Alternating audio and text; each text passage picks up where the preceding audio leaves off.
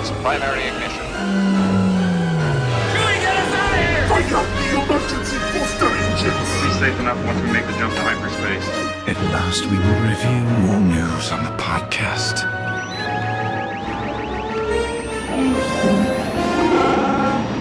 Don't strap yourselves in. I'm going to make a jump to light speed. Welcome to Star Wars Launchpad, a new kind of podcast experience brought to you by Star Wars Escape Pod. We call this a Flashcast. Using the power of AI, we bring you an immersive experience to explore Star Wars news. Full AI disclosure, some details may not be fully accurate. Either way, we hope you enjoy the experimental deep dive ahead with your AI hosts, Dak and Mia. Welcome, everyone. You've tuned into a special Saturday edition of Star Wars Launchpad, your direct feed from the galaxy far, far away. Powered by our friends at Star Wars Escape Pod. Exactly, and we're here to break down all the exciting news that dropped yesterday, day 2, at Star Wars Celebration Japan. Just fresh off the holonet. Yeah, still buzzing from it. We've got, basically a triple whammy of big announcements that I know you're going to want to hear about. So where should we start? Okay, let's kick things off with something fun. Something involving little plastic bricks.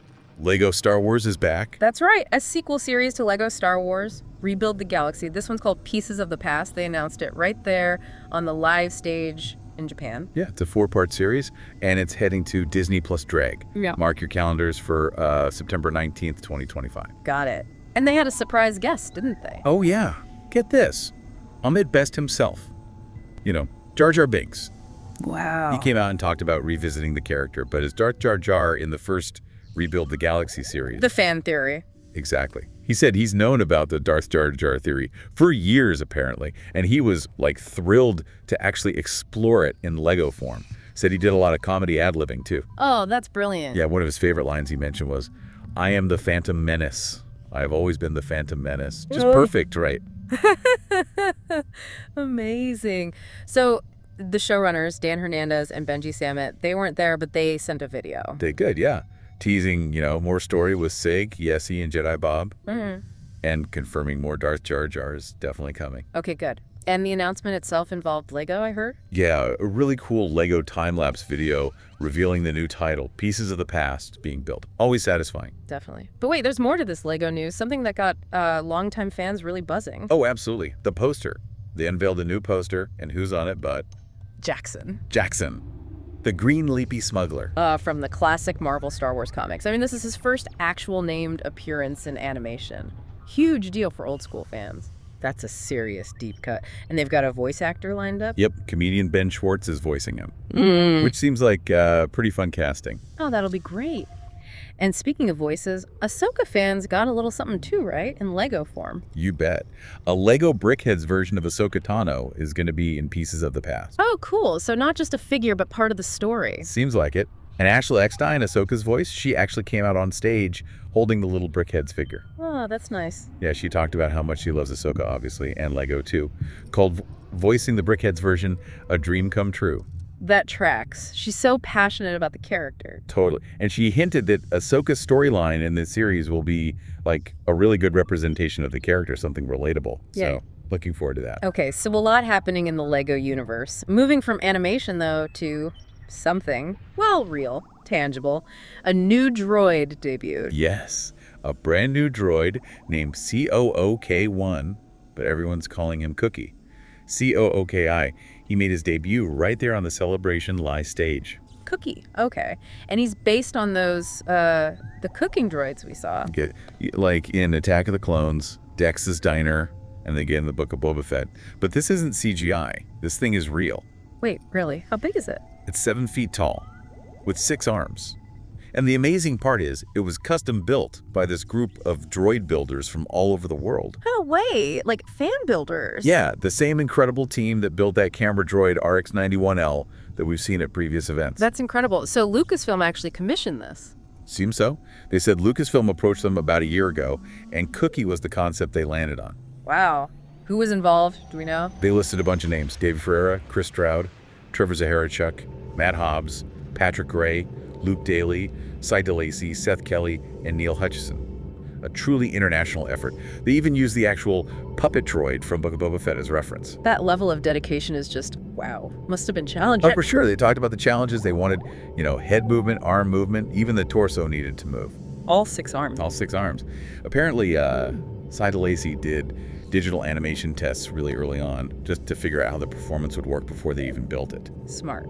Like Privis. Exactly. And then Seth Kelly handled the design refinement, the paint scheme. Matt Hobbs helped with 3D printing parts and the weathering, making it look used, That essential Star Wars look? Right. And Luke Daly worked specifically on the leg design.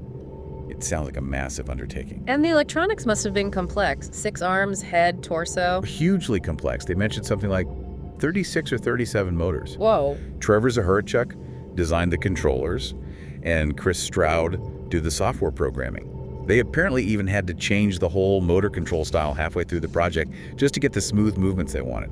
That's serious engineering. Sounds almost like theme park tech. Well, David Ferreira actually made that comparison. He said building Cookie was like creating an attraction, taking inspiration from the animatronics at Galaxy's Edge. You can see it. Yeah.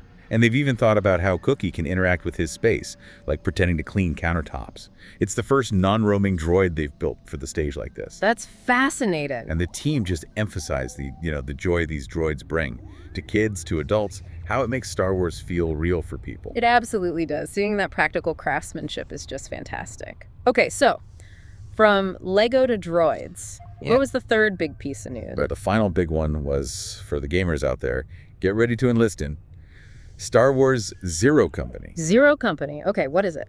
It's a brand new single-player, turn-based tactics game. Ooh, tactics. Interesting. Coming to PC, PS5, and Xbox Series X and S in 2026. It's being developed by Bit Reactor. Bit Reactor. They're known for strategy games, right? Yeah. Former for Axis people. Exactly. And they're collaborating with Respawn Entertainment. Jedi, Fallen Order Survivor, and Lucasfilm Games. That's a strong lineup. So, tactics game, what's the setting? The era. It's set during the twilight of the Clone Wars. Yeah. But this is the interesting part. It offers a really gritty, boots-on-the-ground perspective, something we haven't seen much in games. Okay, so less Jedi focus, maybe. Seems like it. You play as a character named Hawks, who's a former Republic officer. And Hawks is in charge of this unconventional squad. Professionals for hire, mercenaries, basically. Oh, cool. Like a Bad Batch kind of vibe, but maybe darker? Possibly, yeah. They have to unite against some kind of new emerging threat. Bit Reactor's game director, Greg Forch, and Ryan Kellogg from Lucasfilm Games talked about creating a really unique Star Wars story. With a different kind of hero. Exactly. Yeah. Not your typical Jedi Knight or ace pilot. They're aiming for something complex, complicated, digging under the surface of the Clone Wars era. I like the sound of that. Where will it take us? They mentioned wanting to take players to familiar locations, but maybe places we haven't explored much in games. They cited inspirations like the political intrigue of Andor, Okay. the gritty battles of Rogue One, and even the wit of A New Hope. So it sounds like it'll feel very Star Wars, but from a fresh angle. A ground level view. What about the gameplay itself? Tactics. Squad-based. Definitely squad-based. A key theme they mentioned is found family. You'll be playing with multiple characters in your squad. And building them up. Yeah, leveling them up, developing their relationships with each other. And those relationships will actually impact the gameplay. Oh, interesting. Like synergy effects. Sounds like it. Yeah. They mentioned sending squad mates on missions together can unlock powerful combat synergies.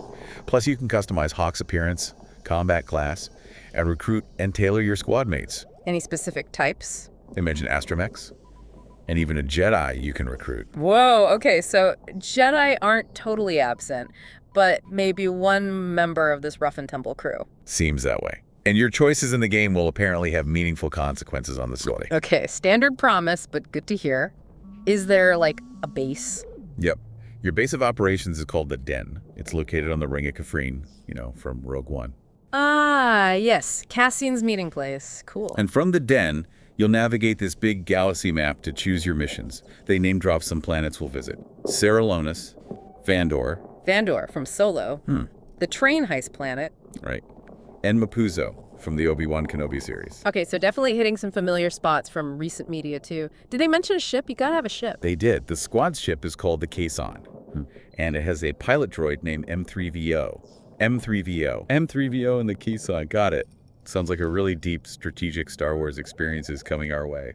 Absolutely. So yeah, there you have it. That's the big stuff from day 2 of Celebration Japan. Quite a haul. A deeper look into Lego Star Wars with Dark Jar Jar and, amazingly, Jackson, meeting the incredible real-world droid, Cookie Jack, and learning about the new tactical challenges in Star Wars Zero Company.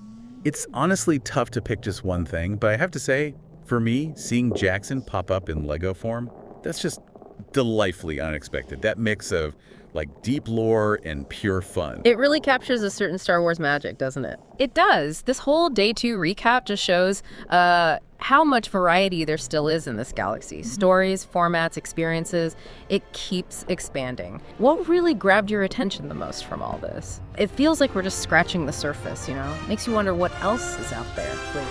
Definitely. Lots to look forward to. Okay, well, that's our transmission for this special Saturday edition. Until next time, may the Force be with you. I'm glad you're here to tell us these things. This AI experimental show we call a Flashcast has been brought to you by the podcast Star Wars Escape Pod. With AI being harnessed in all things across the galaxy, this is just a fun way we've used it to bring some Star Wars joy, news, and headlines to you ad-free as always. Consider subscribing to this show for more. Follow our main podcast with humanoids only over at Star Wars Escape Pod. We're currently found on YouTube, X, and Blue Sky using the handle at SW Escape Podcast. Check the description for relevant links and the sources for your news this week. Consider dropping a kind review for the show, reviewing any important facts for yourself, and sharing this with a friend. We hope you enjoyed the episode. This is Star Wars Launchpad, signing off. May the Force be with you.